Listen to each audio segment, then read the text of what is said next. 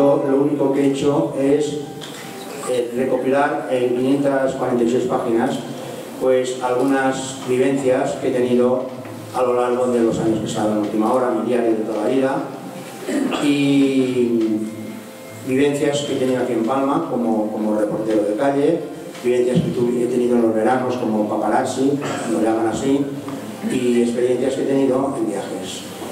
Y todo esto no es casualidad, todo esto es producto de una idea que tuvo nuestro jefe, nuestro director y nuestro presidente, Pedro Serra, que decía que allí donde hay un mallorquín, ahí tiene que estar Última Hora.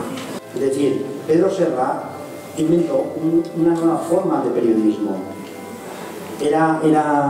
Fue diferente, es decir, hacíamos un periodismo que, respetando de los demás compañeros, porque era genial, pero nosotros hacíamos otro tipo de periodismo, que a la gente le gustó. Y entonces yo he escrito de una forma muy coloquial, y lo he escrito tanto que ya no sé escribir si no es coloquial. Y entonces, ¿por qué? Porque lo coloquial es próximo y cercano. En un viaje que hice hace muchos años, me encontré con unos montañeros que llevaban sus banderas, y digo, ¿y esto? Claro, la costumbre es que lleva la bandera, nos ponemos y la colocamos y tal. Y digo, pues yo me compro una bandera de Mallorca, y me compré una bandera de Mallorca. Y esa bandera de Mallorca viene a ser mi otro pasaporte.